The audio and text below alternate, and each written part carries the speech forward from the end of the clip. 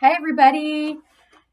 Quick video on how to make a sock ball. We're going to start using balls in PE and learn how to throw and catch and maybe some juggling. So super easy. You just take a sock or two or three depending how big you want it. You roll that, this is a slipper sock, you stick it inside of another sock. There's different ways to make these. This is super easy.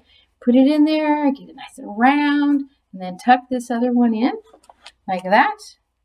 And you have a sock ball. Super easy, cheesy. I made all kinds of sock balls. I got 3, so I can learn how to juggle. You can play catch. You can use them to throw at targets. This is how to make a target. You take a paper plate or anything around a piece of paper, and I just put markers and I run around, and you can make a target. So next week, we can have some games.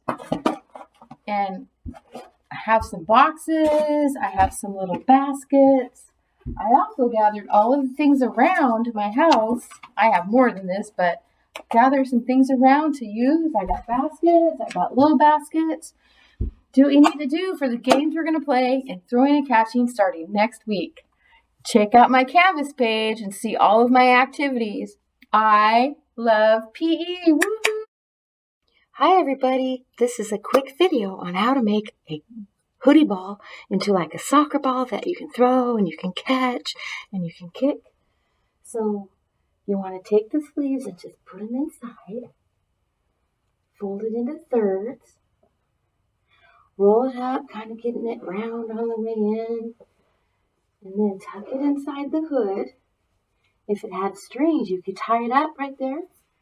If you want, you shape it into a ball, and then I'm using rubber bands to make it stay in a ball. So this is just something that you can do if you don't have a ball at home. It makes it fun, so you have things so we can work on our throwing and our catching. I love PE. Woohoo!